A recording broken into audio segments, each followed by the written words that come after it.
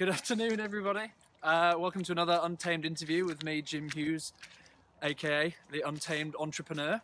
I'm here today in the lovely wintry afternoon in Chester with a friend of mine, Mark Boyns. Boynsy, as he's known to both of his mates. Still got it, haven't I? And Boynsy is the founder, the co-director of a unique, I believe, social enterprise in the UK called Opening Up Cricket. Get that over. Called Opening Up Cricket, and their mission. Nice zoom in. Their mission is to raise awareness for mental fitness throughout sport and the wider aspects of life. But they use cricket as a vehicle for that, and started about 4 years ago. And the few of you who watch these have noticed recently that I've been talking a lot about having a purpose and having a clear, distinct mission behind what you're doing and the importance that has. So I thought I'd interview my friend Boynsy because what he's doing is very purpose-driven. The foundation of it has had a huge impact on his life, and he hopes to push that purpose and espouse the same ideals and mission onto those that you're trying to help. Would that be correct? Yeah, I'd say so. Of course, what we were talking about a little bit earlier before the vid was about this idea of purpose and why it's so important. And I guess with people who are watching this, people who you come into contact with your work, Jim, purpose can be something which is professional. It could be a motivation in terms of your safety, your security, your income. For me, with this campaign or this this project, whatever we'd call it, the motivation or the purpose isn't through that. For me, it's a lot about something that I do outside of my usual working week, and the purpose through that is it gives me an outlet for something. It gives me the opportunity to continue to learn and to grow and consider all these different things around mental fitness and mental health. But it's also about trying to give people who we come into contact with the tools and the idea for them to develop their purpose without it being too grand an ambition. The idea of what we try and promote with mental fitness, at one end of the spectrum you get, just like physical fitness, you'd have people who've got real challenges, who'd be unwell, but then at the other end you've got people who are thriving, and most of the time people are somewhere in the middle. So for me, what's key to getting towards that really positive end is having purpose, is knowing what you're aiming for. Mm-hmm. Someone was saying the other day, a friend of ours in a similar setting in Australia, a cricket coach was saying, if you're setting out on a journey, say you're getting in your car, well, you need to know where you're going, otherwise you don't know if it's going to be successful.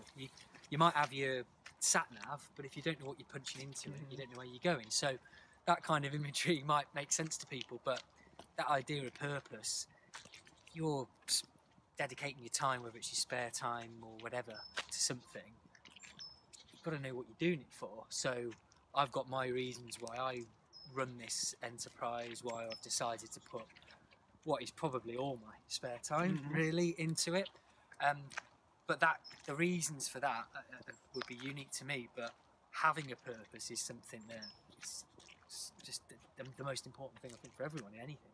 So do you feel that having that purpose that is behind your mission, that spending your spare time on that, how impactful is that on the rest of your life? Obviously, in terms of a time capacity, it's in there, it's something that's very significant. But having that thing to go to after the day job, and having, in your eyes, such a significant cause to work towards, how important is that, and what effect has that had on you? Yeah, well, I've always thought about how to term it, whether I look at it as being like another job, or look at it as being a hobby, or however I term it. And I don't tend to get too bogged down in that. I tend to think that, well, with every action that I do for Opening Up Cricket, why am I doing it? So if I'm sending an email, or I'm producing a newsletter, or I'm updating the website, am I just doing that because that's something that's on a list? Am I doing it because I feel like I've got to? Or is that contributing towards the purpose that I've set out? So if I can't find the rationale within what I'm doing for the purpose of the project, which is to promote mental fitness and to promote ultimately suicide prevention, something we're really motivated by, then I won't do it. And it's quite liberating being my own boss in that case, because if someone's saying, do you want to come and give this talk or come to this, I don't think it's going to serve a purpose, I'll politely say no. Yeah. Whereas if it was a job, I might think, oh gosh, you know, for funding, for this, for that.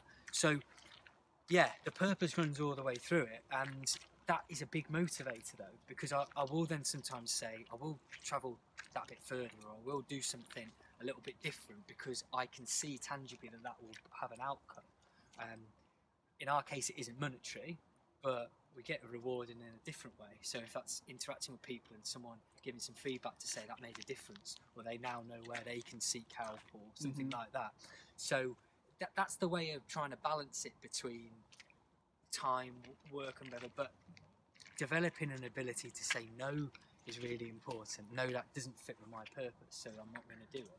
It sounds bad, doesn't it, when you say it out loud? But actually, that's really important to be able to do, to be able to say, no, I've set this up for a particular reason or reasons, and that's why I do this, and why perhaps other things we prioritise over it.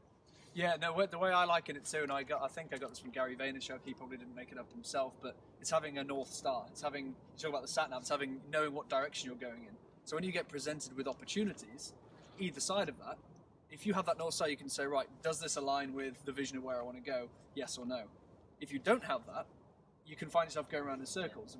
Would you say that's the case? Yeah, absolutely. We had quite a lot of time at the beginning of this process, kind of 2014, 2015, where I went into it and I just wanted to make as many contacts, as many impressions as I could.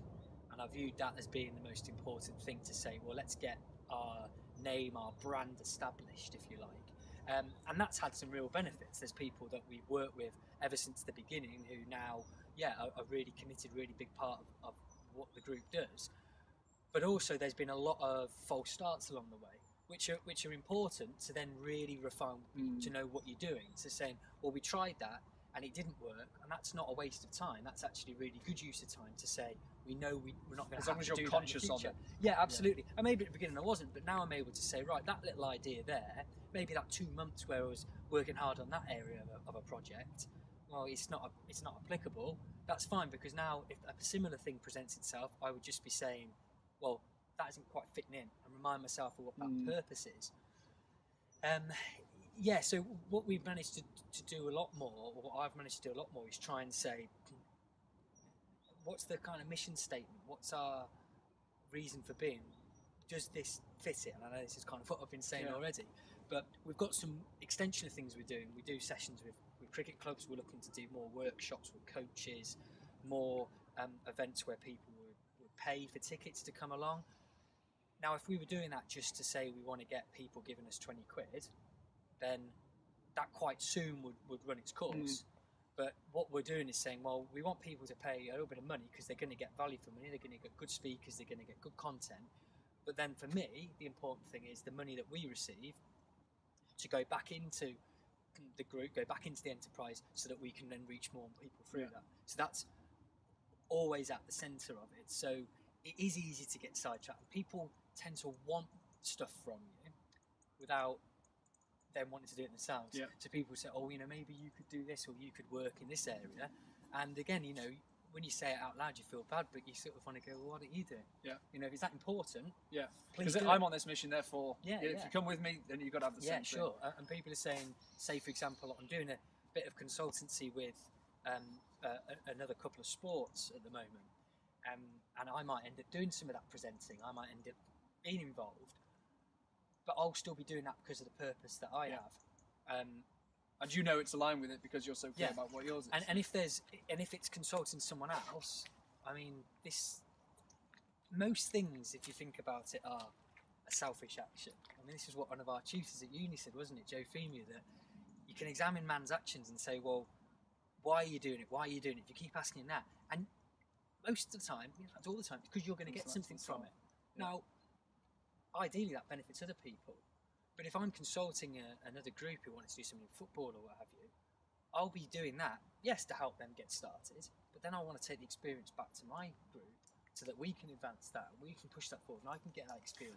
And if you know what, if you know that the mission you're on is it's philanthropic or altruistic, or it's serving somebody else, you don't mind doing that because you know that your vision is shared by other people. Yeah. So what works for you is going to add value to other people as well. But hopefully. going back to what you said before about refining the idea of what the mission is over time, I think that's an important point, because there's a lot of people watching. No, there isn't a lot of people watching. For the people who are watching, there will be people out there who are thinking, what's my purpose? I want to find it tonight. I want to find it overnight. Why?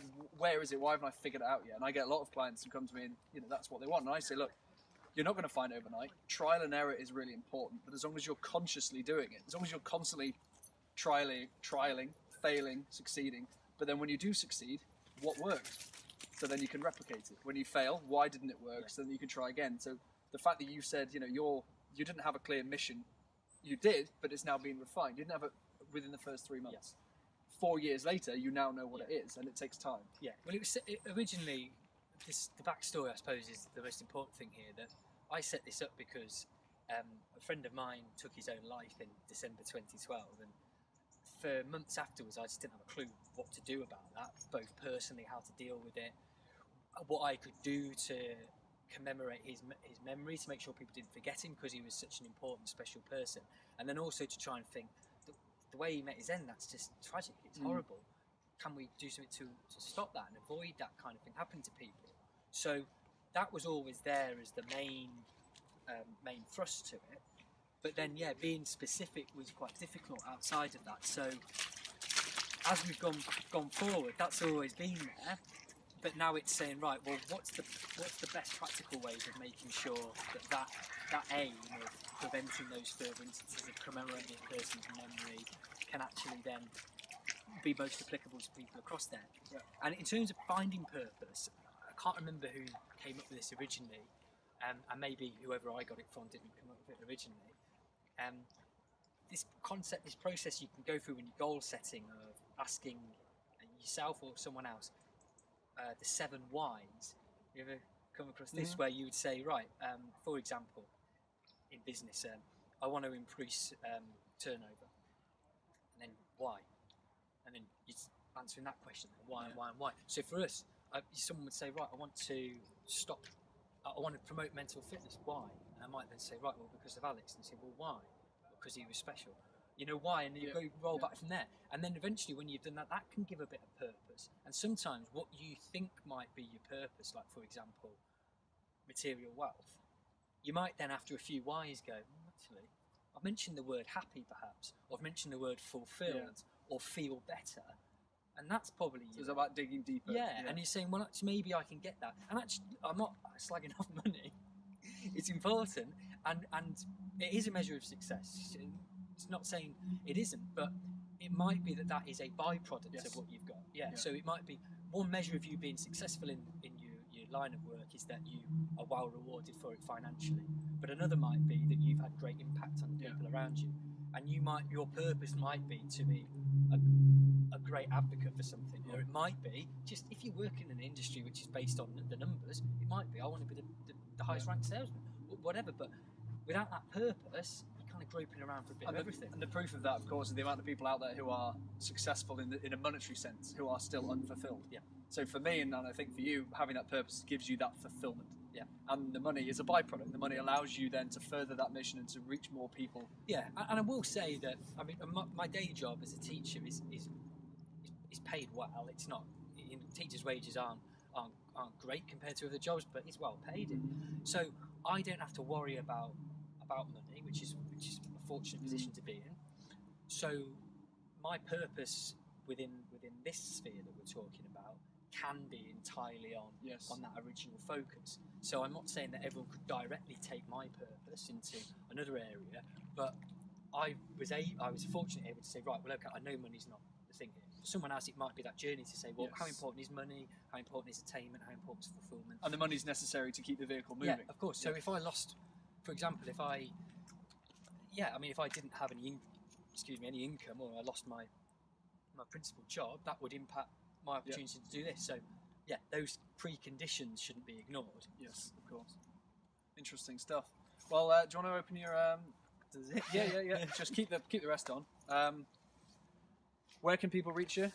You can get us on openingupcricket.com. If you're on Twitter, it's at openingupcc.